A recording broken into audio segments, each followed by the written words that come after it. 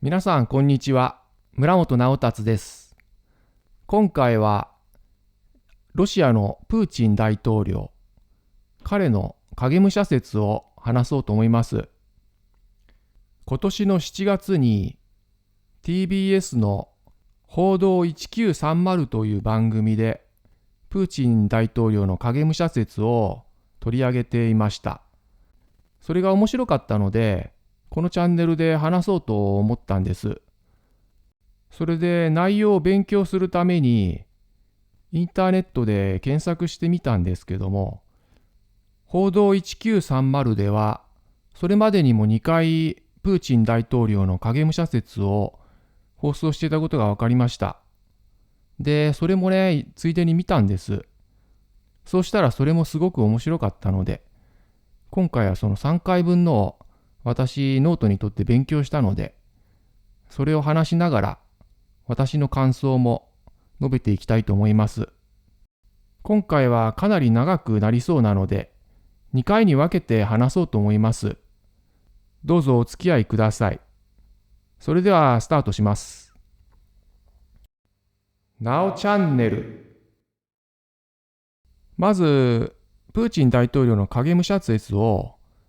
報道1930が最初に放送した5月22日の放送から話します。ちなみになんですけど、この報道1930の放送は YouTube でも過去の分が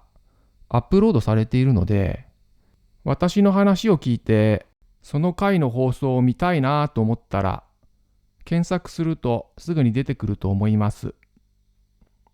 5月22日の放送では最新の AI を使った顔認証システム、これをプーチン大統領に使って本物か偽物かを判断する、AI に解析させる、そういう手法をとってました。プーチン大統領に影武者がいるという話は、ずっと前からそのことを指摘している人たちはいました。それで、ロシアがウクライナと戦争を始めたことで、プーチン大統領は身の安全を図るというか、身の危険を以前よりも感じるようになったので、影武者を多用しているという話が結構増えてるんです、最近。複数の海外メディアが2022年12月にクリミア橋の視察をしたプーチン、今年3月19日のマリウポリ訪問のプーチン、4月18日のヘルソン訪問のプーチンは影武者らと報じています。ウクライナの国防省のブダノフ情報総局長は、2人から3人の影武者がいて、整形手術を受けてプーチンに似せており、その影武者たちが活動しているというふうに語っています。ウクライナは今、ロシアと戦争中なので、情報戦としてね、嘘の情報を流すっていう可能性もあると思うんですけども、元 KGB 職員のセルゲイ・ジルノフという方が取材に応じて話しているんですけども、マリウポリを訪問したプーチンは、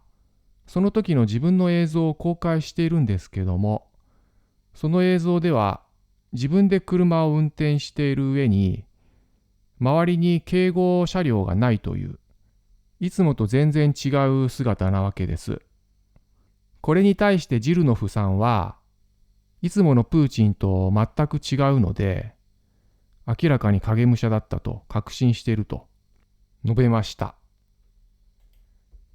私はそれを聞いてなるほどなと思いました。だいたい大統領のような要人は警護車両が多くつくし、自分で運転しません。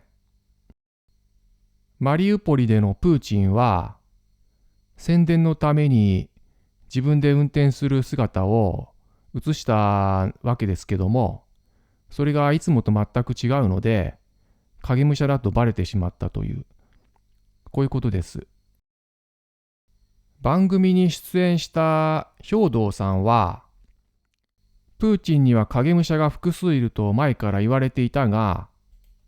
ウクライナとの戦争が始まって影武者の出動回数が増えていると解説していました。要するにマリウポリみたいな戦場の近くで危険度の高いところは自分が行かずに影武者に行かせているという、こういうことですよ。それで番組ではプーチンの顔写真を AI の顔認証システムを開発する会社に分析してもらってました。その分析結果が面白くて、まず本物のプーチンだと思われる写真は5月9日の戦勝記念日のイベントに出席したプーチンだとしていました。正直なところ、これが本物だっていう保証もないような気もするんですけど、こういう重大なイベントには本人が来るのではないかという、そういうことなんだと思うんですけども。それで戦勝記念日のプーチンと昨年12月のクリミア橋を視察した時のプーチンの写真を AI の顔認証で比べたわけです。そうしたところ、2つのプーチンの一致度は 53% でした。この一致度は本人ではなくそっくりさんのレベルということです。さらに戦勝記念日のプーチンと今年4月のヘルソンを訪問した時のプーチンの顔写真も AI で分析しました。そうしたところ、2人の一致度は 40% でさらに低かったんです。だからこれも本人ではないっていう判定です。それでさらにクリミア橋視察のプーチンとヘルソン訪問のプーチンの一致度はなんと 18% で、もう全然違います。人間の目だとなかなかわからないんですけども、AI のようなね、特殊な人間じゃないコンピューターの解析というか分析、そういう形で調べちゃえば本人じゃないと簡単にバレてしまうんですよね。もう今の時代。2つのプーチンを比べて一致度が 18% っていうものすごい低いことになるっていうことは、影武者がいるのは明らかだと思います。なおチャンネル。次に6月12日に放送された報道1930のプーチン影武者説を話します。この日は声紋鑑定でプーチンが本物かどうかを調べています。声紋鑑定っていうのは、その人の声の録音を調べて、その人の声の特徴を解析し、それを他の声と比べて、同じだとか、これは違うとか判定するものです。声紋っていうのは、指紋と同じで、それぞれ人それぞれみんな違うので、かなり精度が高いらしいんですよ。それでもう何十年も前から同じ人物か別人かを判定するために使われています。だから AI の顔認証なんかよりも古典的というか前からある手法なんですけれども、その精度はかなり高い信頼のおけるものです。その声紋鑑定を千葉音声研究所というところが行い、本物のプーチンと思われる今年5月のユーラシア経済同盟首脳会談に出席したプーチンと4つの他のプーチンを比較しました。なかなかいい企画だと思うんですよね。正直プーチンだけじゃなく、いろんな人で、国家の首脳クラスを鑑定したら面白いんじゃないかなって、番組として企画としてやったら面白いんじゃないかなって思いました。見ていてね。気になる声紋鑑定の結果なんですけれども、さしすせそのすの発音が違うなど、違いがあって、軍用ヘリの工場を視察した時のプーチンは別人という判定でした。それで面白いのは、先ほど述べたマリウポリを訪問した時のプーチンと、今年2月の軍支援コンサートのプーチン、それから軍用ヘリ工場を訪れたプーチンは、声が一致していて、同一人物との判定でした。だからこの3つの場所に現れたプーチンは偽物だったとすると、影武者がかなり、頻繁にいろんなとこに現れているっていうことです。影武者がガンガン使われている可能性が高い、そういうことですよね、結果から見ると。この日の放送では、プーチンの歩き方も解析していました。AI を用いてその人の歩き方を解析すると、その人の歩き方の特徴がわかり、本人の認証ができるという、そういう技術も今開発されているんです。この AI を使った解析で、今年3月の中ロ首脳会談におけるプーチンの歩き方と、去年12月のルカシェンコ大統領と会った時のプーチンの歩き方を比べたわけです。そうしたところ、一致率は 94% でした。90% 以上の一致で本人と認証されるということなので、94% だから、この時は同じ人物だったということになります。それで、去年7月の海上軍事パレードに出席した時のプーチンの歩き方は、一致度は 86% で、影武者の疑念がある、そういう判定です。さらに、マリウポリを訪問した時のプーチンの歩き方は、一致率は 75% で、影武者の可能性が高い。歩き方を見ると、影武者の方が背筋が伸びていて姿勢がいいことが分かりました。番組に出演した小牧明義さんは、このように解説していました。プーチンは2015年に背中を痛めて、それからしばらく姿を見せない時期があったと。それ以降は背中をかばって歩くようになった。影武者はそこを真似しきれないと思われる。この解説を聞いてなるほどと思いました。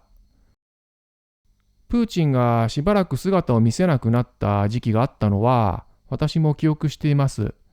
この時は何か重い病にかかったのではないかとか、治らない病でもうすぐ死ぬとか、そういう話まで出てました。要するに独裁者が姿を消したので、あれこれ噂が立ちました、あの時は。それで背中を痛めたっていうことが公式に発表されて、今ではまあそういう話になってるんですけども、その背中を痛めてね、プーチンの動きが変わってしまったのを影武者が真似しきれないっていうのは、すごくわかるというか、納得できる説明だなと思います。番組内では、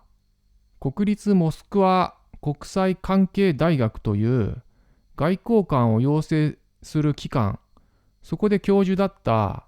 ワレリー・ソロベイさんっていう方が解説をされてて、それも面白かったので紹介します。ソロベイさんによると、そもそもウクライナとロシアが戦争をする前に、ロシアのプーチン大統領はバルト三国の一つを相手に戦争をする予定だったと。その情報が暴露されてしまい、なおかつコロナ流行もあったので、この戦争は起きなかったと話してます。これについては本当に真偽不明というか、本当なのかなって私もちょっと思うくらいなんですけれども、ソロベイさんはまあそのような説を唱えてました。ソロベイさんによると、ププーチンは2人の質の高い影武者を用いている、雇っているということです。それで本物のプーチンは安全のために公邸にいるときも地下のバンカーにいることが多いと。地上にはめったに出てこないということです。プーチンはすでに健康を害しており、影武者が代わりをしょっちゅう務めていると話しています。ルカシェンコ大統領とアイスホッケーをしているプーチン、そういう映像があるんですけれども、それは影武者だったとソロベイさんは分析していました。この情報は本当なのかなってちょっと私も疑問なんですけれども、ソロベイ氏によると、影武者が政府の会議に出席している場合、側近のうちパトルシェフとボルトニコフは出席しないそうです。本物のプーチンでないと話す気にならないので出席しないと。本当なのかななんて思うんですけど、そういうふうに言ってました。考えてみると、プーチンに影武者がいるっていうのは、側近たちだったらもうみんな知ってると思うので、それでプーチンの影武者が本物の体で会議なんかに出席してきたら、影武者だと分かってる人たちは確かになんか真面目にやるのバカバカしいなって思っても不思議ではないなというか、思っちゃうだろうなと、それは理解できます。なおチャンネル。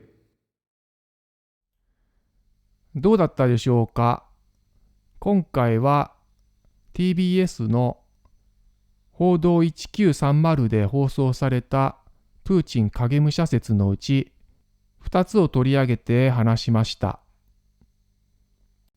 さらにもう一つあるんですけども、それは次回に話そうと思います。それで次回はプーチン以外の影武者説についても話そうと思います。今回は以上です。ありがとうございました。それでは。